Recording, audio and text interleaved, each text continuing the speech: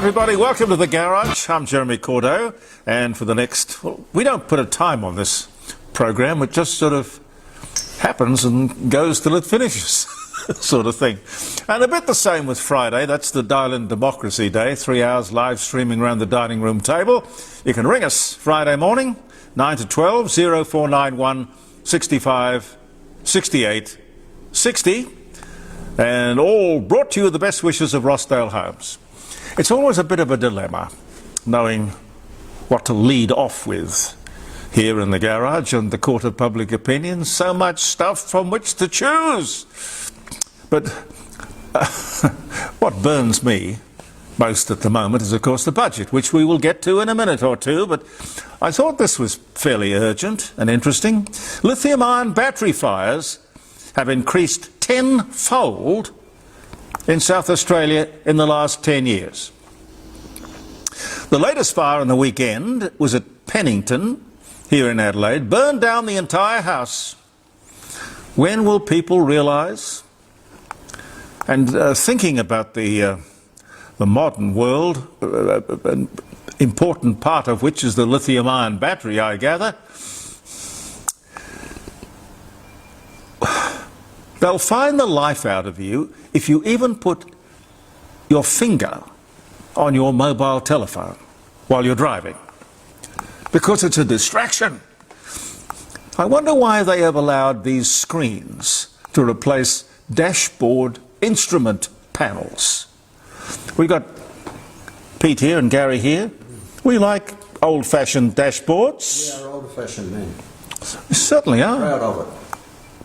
To me, it makes no sense at all. The screens are getting bigger and bigger and bigger and more complicated. How could it possibly be that the authorities don't realise what an incredible distraction these screens are? Touch screens.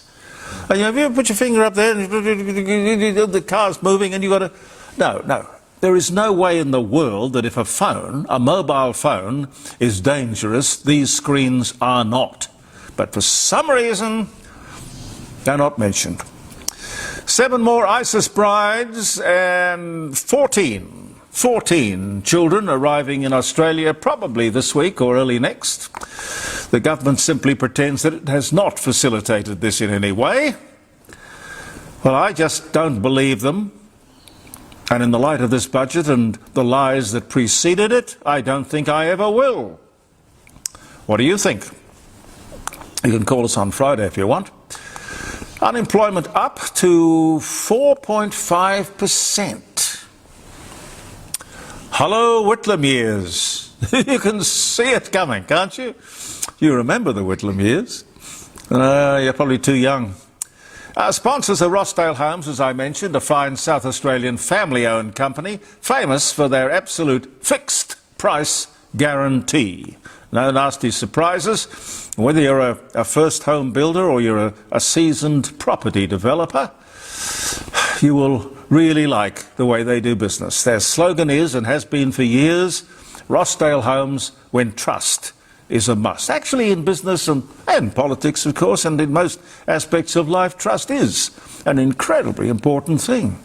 Incredibly. For peace of mind and great quality, rossdalehomes.com.au. Who would be a humanitarian worker? I love those guys. Wonderful people, but why would you risk your life in a place like the Democratic Republic of Congo? It's the old Belgian Congo, is what it is, back to colonial times. You would know that they are now subject to an outbreak of Ebola. And by the way, this is the 17th outbreak of Ebola in that country in the last 30 years. This is a terrible, terrible disease in a terrible war-torn country. The locals think, of course, that it is something, the disease, that's brought in by foreigners. By foreigners, I mean the health workers, the humanitarians. So the locals burn down the hospitals. This is a place where witchcraft and strange superstitions are openly acknowledged and practiced, where the doctors and nurses I don't know, they're out there fighting Ebola, and at the same time they have to fight some pretty primitive, strange beliefs. And speaking of such things, the Labor Party in Melbourne had its national convention over the weekend. Quite amazing. Anthony Albanese passionately defends his budget, reminiscent of an old-style Labor man addressing the party faithful. He was good on his feet. I wish I could do the voice. I can't do the voice. This budget is pro-housing. No, it isn't. It's pro-young people. No, it isn't. It's pro-investment. It's pro-aspiration. No, no, no, and no. This man is delusional. Everything he said yesterday at the conference was a lie. The budget is not pro-young people, it is not pro-investment, it's not pro-aspiration. A lie, which goes to the core of the problem, and that is, I don't know how he thinks he's going to get away with it. I suppose he thinks he'll get away with it because he always has.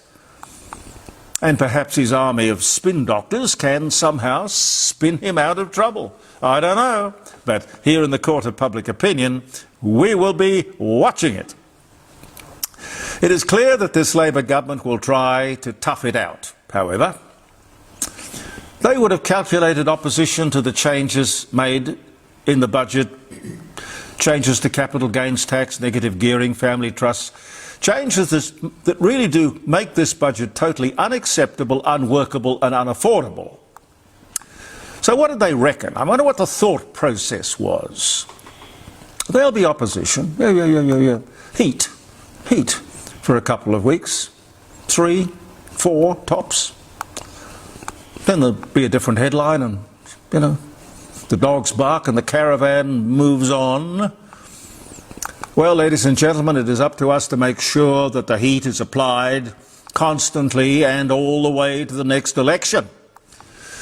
Is there a single credible economic commentator who has not condemned this budget? When it comes to stopping this nonsense, where is the Business Council of Australia, the various chambers of commerce and industry, the charities who have to support the disadvantaged people who are more disadvantaged after that budget was handed down? We, the people, are not here simply to fund this or any government. We're not a milch cow to be bled dry. Remember, these idiots are the ones who thought up the NDIS. Imagine being the only country in the world which has an NDIS, and they're not wondering why. Then allowing it to be rorted for 13 long, expensive years. They are socialists and bullies. Well, I think they have bitten off more than they can chew with all of this. Pauline Hanson will be the opposition leader after the next election, according to the latest opinion poll. That is, if she doesn't win the election, which I think she could easily. The Liberal Party will be reduced significantly, possibly to 12 seats, according to Redbridge. One Nation will surge amazingly. Redbridge say that they will win something like 59 seats. Wow. Wow. One Nation, the Nationals and the Liberals simply have got to get together philosophically. Not officially in a coalition, perhaps. As you know, I like Pauline Hanson. I have known her and I have spoken to her often over the last 30 years or so. She's a tough lady with great common sense and feel for the community, the general public. Not part of that Canberra bubble at all. They try to discredit her. She's one of the few people in politics who's had a real job. In fact, she's had her own business. I reckon that she can run rings around most of them. I particularly like her idea of a sovereign wealth fund for Australia, such as the one they have in Norway. We do have one, by the way. It's called the Future Fund, set up in 2006 with seed capital of $60 billion from the sale of Telstra. It was set up by John Howard and Peter Costello. But do you know the funny thing? The extraordinary thing? Why it was set up? It was set up to pay for the unfunded retirement of Commonwealth public servants. Well, I know you've got to make provisions for these things. But what we now need is a sovereign wealth fund for all Australians. All Australians. To make sure that the great wealth of this country, oil and gas and uranium and iron ore and coal and rare earths, a percentage of the sale of these must be banked on our behalf for our future. We own these resources. We certainly deserve to have a share. Let's make sure that this happens. And let's make sure that when it does, Pauline wants to do it, she would do it, that that money is put beyond the reach of politicians. Mind you, when you think back, if we had started something like that back in the 1950s, God, just think where we'd be today. We know that Labor will bow to pressure. They've done it with the gambling lobby, the gambling industry over the advertising of gambling, and they've done it with the gas lobby. So that should tell business, loud and clear, big and small, that given enough persuasive pressure and public opinion, these people will not want to die in a ditch, a political ditch. They changed their minds over their election promises. To survive, they will change their mind over this awful budget. I'd love to hear your comments on some of that. If you tune in on Friday morning, around the dining room table. Happy birthday if you're having a birthday or a wedding anniversary. Where are we? It's the 26th. I hope it's either, depending on when you're watching this, it's either been a good day or it's going to be a good day. But anyway, wherever you are, I'm thinking of you, or we are thinking of you. Henry Ford and the Ford Motor Company, Gary, produced the last and the 15 millionth Model T. Correct. Tin Lizzie. Only Tin Lizzie. by Austin 7 production. Oh, really? And then Volkswagen. Yes, okay, well, 15 million. He probably could have kept going, but there was another model in the pipeline, probably. This was the day, 1927 was the year. 1969, Apollo 10 astronauts returned to Earth. Lifts in the recently opened Eiffel Tower are ready, offering the option other than 1,710 steps for visitors to get to the top. The year was 1899. I don't know, I've never seen the Eiffel Tower. Well, the lifts are on the outside, I suppose. No. No? On the inside? On the inside. I've been right to the top. Good view. Oh, fabulous. Good view. John Wayne, American actor. Green Beret, true grit. Born in Iowa. He died in 1979. They used to call him the Duke. The Duke. He was born on this day in 1907. Mr. and Mrs. Jacob Murdoch and their children become the first family to travel across the United States by car, driving from Los Angeles to New York City in a Packard 30 The way to go.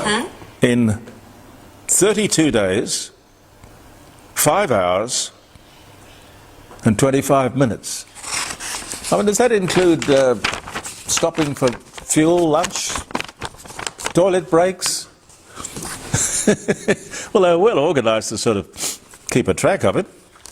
Beautiful cars, Packard's. Ah, yes, they were. Long wheelbase. Yeah. US President Ronald Reagan rules out US military intervention in the Iran-Iraq war. Didn't want a bar of it. The year was 1984. That was that awful 10-year-long war where they slugged it out in trenches like the First World War, killing. I think casualties were 1 million people. And it was all because this bunch were Shiites and this bunch were Sunnis. Is that any reason to get killed? Clearly, some people think so. Dracula by the Irish author Bram Stoker is published by Archibald Constable and Company in London on this day in 1897. Dracula. American King of Pop, Michael Jackson, 35, weds King of Rock and Roll, Elvis Presley's daughter, Lisa Marie.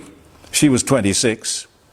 In the Dominican Republic, they divorced 2 years later in 1996, but married this day in 1994. Napoleon Bonaparte is crowned King of Italy. That was in 1805. And in 1896, on this day, the last Tsar of Russia, Nicholas II, is crowned. Robert Morley. I like Robert Morley. Oh, he was wonderful. Wonderful. British actor. Marie Antoinette, The Young Ones, How the Other Half Loves, not lives, loves. Born in Semley, Wiltshire, in England. He died in 1992. But he was born this day in 1908. I used to love, I don't know how, it was some advertising people are absolute geniuses. Somebody had the brilliant idea to get Robert Morley to come to Australia and do Heinz. Now, He did too. yeah, well, was it soup or was it sauce? Soup. He'd call it Soup. soup. Heinz. Yes, he used to talk about Mr. Heinz. And he would. I swear there wasn't any script for those commercials. You know, he just basically, they put him there. They said to him, here's $500,000. Just do what you want to do. Would have been fine on Friday mornings. And just mention, he would have been a wonderful, wonderful guest. Robert Morley. He had a son. I don't know what happened to the son. Massachusetts disallows priest access to the colony. No priests allowed. 1647 was the year. Massachusetts, huh? Okay.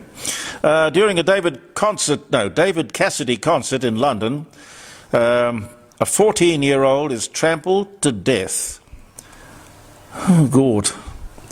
1974, not the sort of thing you'd want to remember as a footnote to one of your concerts.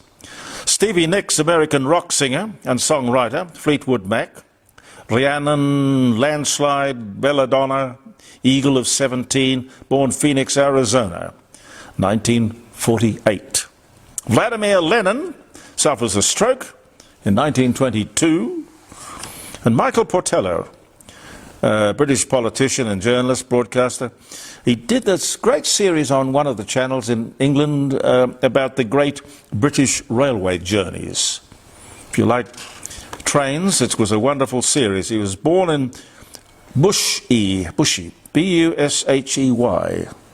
They're still showing that series. Yeah, they would. It's a great series. Very good series. And he carried around his little travel book, battered and torn and aged, and he used to read from it. Interesting character. 1953. Happy birthday, Michael. I think that's about it, isn't it?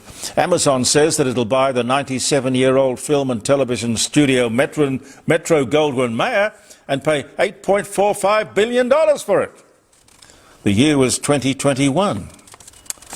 Eddie Albert is having a birthday. No, I think he died. He died at 99, actually. Roman Holiday, Green Acres, Eddie Albert. He died 2005. And the wonderful Peggy Lee, Fever. You give me fever. Then she did another thing which was sort of a terribly despondent piece of music called Is That All There Is? Is That All There Is? That was Mae West. Songwriter, actress, Pete Kelly's Blues, Lady and the Tramp, born Jamestown, North Dakota. She died in 2002 because born this day in 1920. Thanks so much for being with us. We look forward to your company on Thursday morning at 9 o'clock. That's when Pete posts it. And don't forget to, what do you say, press the subscribe button. Subscribe button on Yep. the internet. But whether you're watching it on Facebook or it's because Andy Martin puts it out on about a dozen different platforms, as they call them these days. Doesn't matter how you see it. I hope you enjoy it. And we'll see you on the Friday, of course, for the live show. Thank you for viewing the Court of Public Opinion. I'm Jeremy Cordeaux. Believe in yourself, and goodbye for now.